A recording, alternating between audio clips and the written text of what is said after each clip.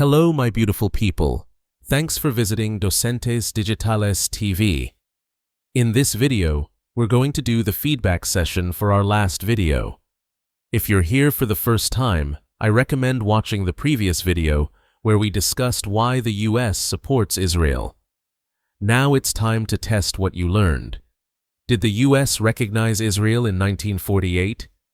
Yes, the US was among the first countries to recognize Israel after its declaration of independence.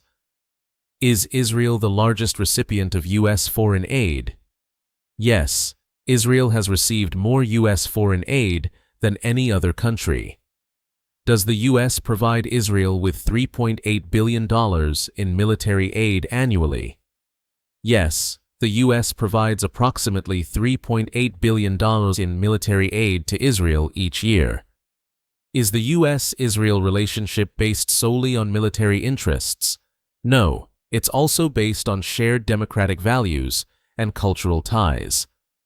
Has US support for Israel ever been criticized? Yes, there has been criticism, particularly regarding policies in the Israeli-Palestinian conflict. Does Israel provide the US with valuable intelligence? Yes, Israel is a key intelligence partner for the US in the Middle East. Is the US-Israel alliance considered uncontroversial? No.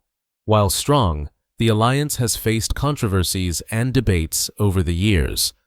Has US military aid to Israel remained constant over time? No, it has increased over the decades, reflecting the deepening relationship.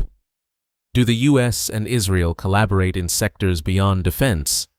Yes, they collaborate in various sectors, including technology and research. Is the US-Israel relationship likely to remain unchanged? No.